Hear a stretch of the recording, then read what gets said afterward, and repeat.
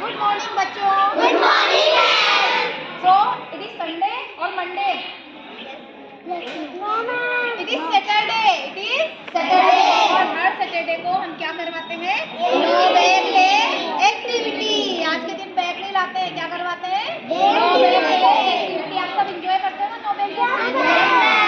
आज की हमारी जो नो बैग डे एक्टिविटी है उसकी थीम है थम्स अप और thumbs down. Thumbs up and thumbs down. मैं कुछ सेंटेंसेस बोलूंगी, अगर आप मेरे सेंटेंसेस से एग्री करते हो, आपको लगता है मैंने जो बात बोली है वो सही है, तो आप क्या करोगे? Yes ma'am. क्या कहोगे? Yes ma'am. और अगर आप मुझसे डिसएग्री हैं तो आप कहेंगे no ma'am. So ready? Let's play together. Okay, first of all, sky is red. No ma'am. Okay, that is green tree. Yes ma'am. Very good. I am wearing a blue saree. No ma'am. Okay. Okay, come forward. This is a boy. No ma'am. This is a girl. Yes ma'am. Very good. My eyes are blue. No ma'am. Then my eyes are black. Yes ma'am. Okay. Some of more sentences are like I am wearing salwar suit. No ma'am. I am wearing a sari. Yes ma'am. Very good. It is morning. Yes ma'am. It is morning now. Yes ma'am. Then say yes ma'am. Yes ma'am. Say loudly. Yes ma'am. Yes ma'am. It is evening. No ma'am. Very good. That's all. बच्चों, अभी आपकी एक activity तो हो गई कक्षा 1 से 5 की। क्या थी? Thumbs up thumbs down. हो गई ना? मजा आया? तो अब जो दूसरी एक्टिविटी है आपकी कक्षा 6 से कक्षा 8 की, वो क्या है? शब्द ढूंढो और वाक्य बनाओ।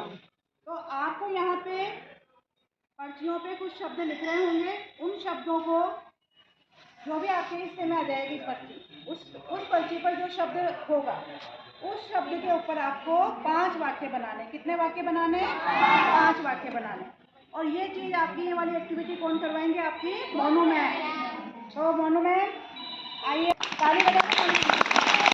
तो हम एक्टिविटी स्टार्ट कर रहे हैं। मैं एक एक बच्चे को बुलाऊंगी, इसमें से आपको एक पर्ची निकालनी है और इस पे लिखे हुए शब्द से आपको 5 वाक्य बना के यहाँ बोलना है। ठीक है? तो डॉली आ जाओ।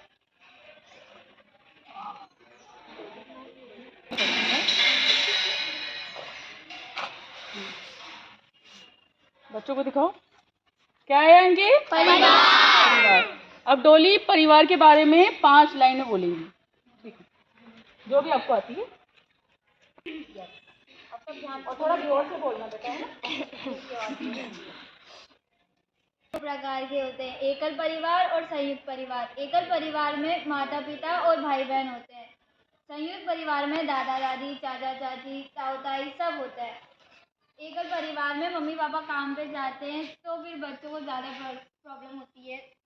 संयुक्त परिवार में सब आधे जने घर पे रह जाते हैं, आधे काम पे जाते हैं, इसलिए अच्छा लगता है।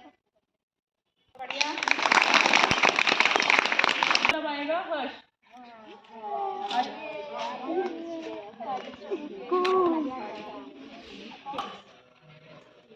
हर्ष की क्या है? कमल। हर्ष कमल के बारे में 5 लाइनें बोलेगा। कमल एक राष्ट्रीय पुष्प है।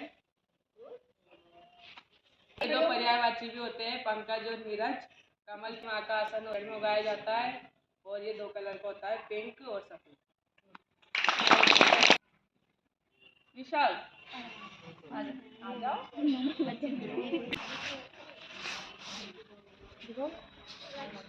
क्या है? वृक्ष, पेड़। अब विशाल पेड़ के बारे में 5 लाइनें बोलेगा। पेड़ में 5 वाक्य बोलने जा रहा हूँ। फर्स्ट वाला, पेड़ों का अत्यधिक महत्व है, हमें ऑक्सीजन देते हैं, पेड़ों के बिना हमारा जीवन संभव नहीं है। आ जाओ, भाग के आ जाओ।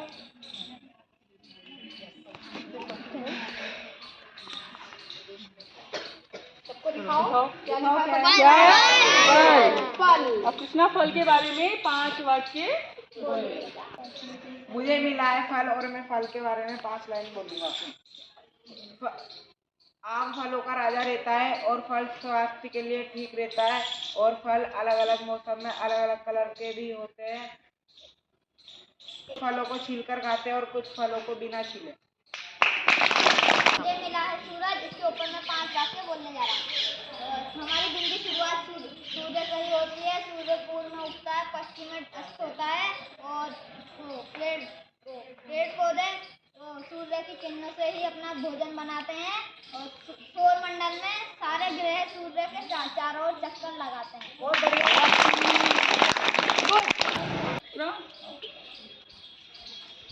इसमें से एक प्रश्न था, दिखाओ बच्चों को क्या है। अब अक्षरा किताब के बारे में 5 लाइनें बोलेगी। मेरा नाम है अक्षरा। मुझे मिला है किताब। मैं किताबों के ऊपर 5 लाइनें बोलूँगी। किताबों से हमें ज्ञान मिलता है। किताबें हमें शिक्षित करती है। किताबें कई विषयों की होती है। किताबों से हमारा अत्यधिक महत्व है। किताबें कई सारे विषयों की होती है।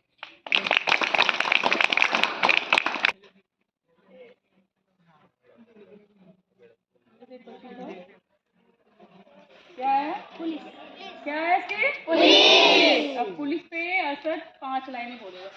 मुझे मिला है पुलिस। मैं पुलिस पे 5 लाइनें बोलने जा रहा हूँ। पुलिस देश की रक्षा करती है।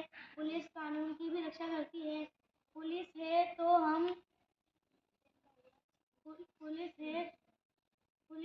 हम सुरक्षित हैं।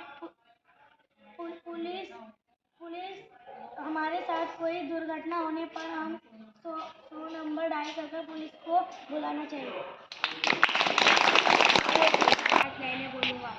मेला कोटा में दशहरा का मेला लगता है और भारत त्योहारों और मेलों का देश है। मैं हर साल दशहरे मेले में जाता हूँ, वहाँ पर बहुत मज़ा करता हूँ। अभी हाल ही में कार्तिक मेले में गया था, वहाँ पर भी मैंने बहुत मज़ा किया था। मेले में झूले और दुकानें लगती हैं काफ़ी सारी और मेलों में बच्चे से लेकर बूढ़ों तक सब जाने जाते हैं।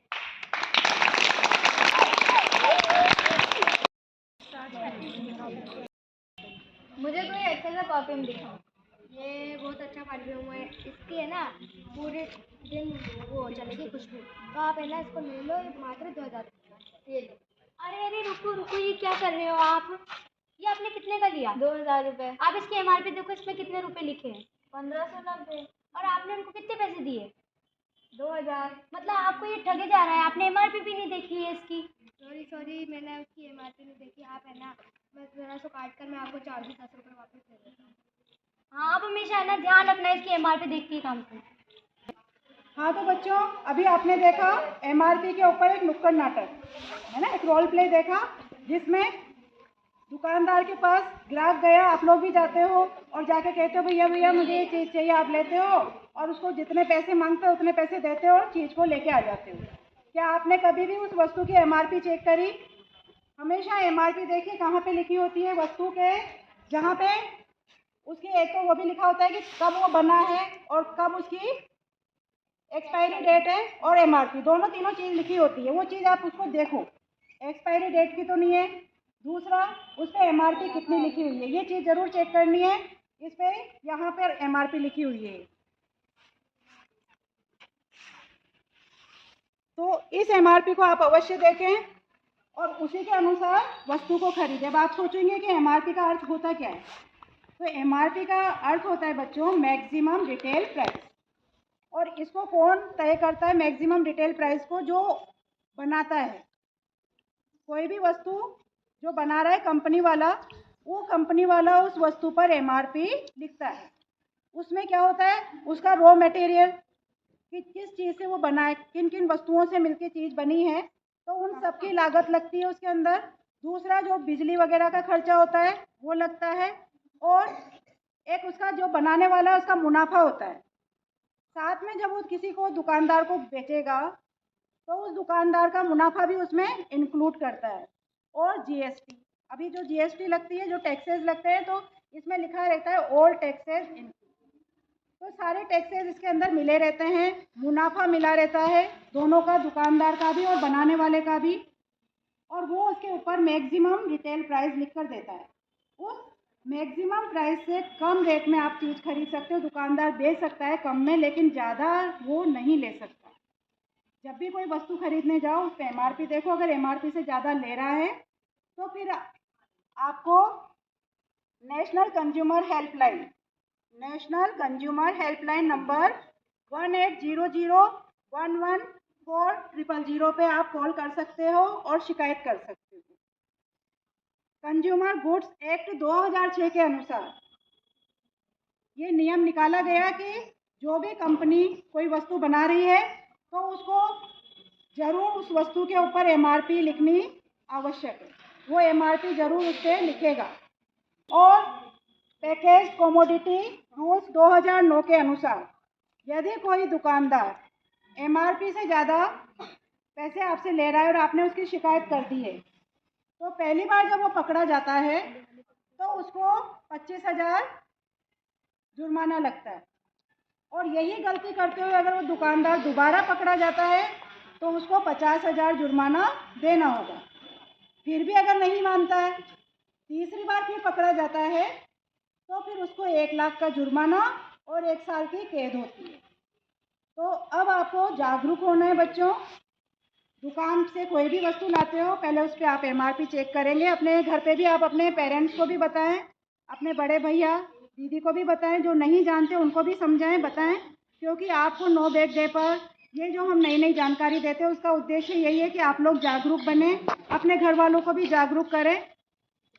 तो इसी चीज़ के लिए अब आगे से आप ध्यान रखेंगे, कभी भी कोई चीज़ खरीदने जाएंगे तो कि एमआरपी जो लिख रही है उसी पे वस्तु खरीदे। अगर उससे कम में कोई वस्तु आपको दे रहा है तो आप उससे ले सकते हो, क्योंकि उसमें वो अपना मुनाफा भले ही कम कर लेगा और आपको वस्तु दे देगा, लेकिन उससे ज़्यादा में आप वस्तु ना खरीदें। अब आप सोचोगे एक चीज़ और होती है, 20 रुपए की बोतल होती है मिनरल वाटर की, जो हमें बाहर मिल जाती है, दुकान पे मिल जाती है 20 रुपए की मिनरल वाटर की बोतल।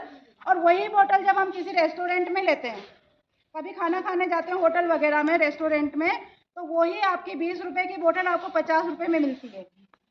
तो वहाँ पे शिकायत मत करने लग जाना, आप वहाँ शिकायत नहीं कर सकते हो।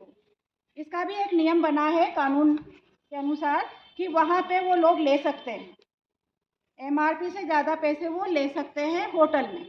क्यों? उसका कारण ये है कि वहाँ पे आप बैठे हो आराम से उनकी चेयर्स पे, ऐसी रूम में बैठे हो, वहाँ पे उनका जो आप वेटर वगैरह आपको दे रहे हैं, परोस रहे हैं, तो वो सारा चार्ज उनका उस पर लगता है। उस वजह से वो चीज़ महंगी हो जाती है। तो वहाँ पर ये नियम लागू नहीं होता। लेकिन अगर बाहर से आप कोई वस्तु खरीद रहे हो तो वहाँ पे आपको एमआरपी के अकॉर्डिंग ही वस्तु खरीदनी है। समझ में आया सबको?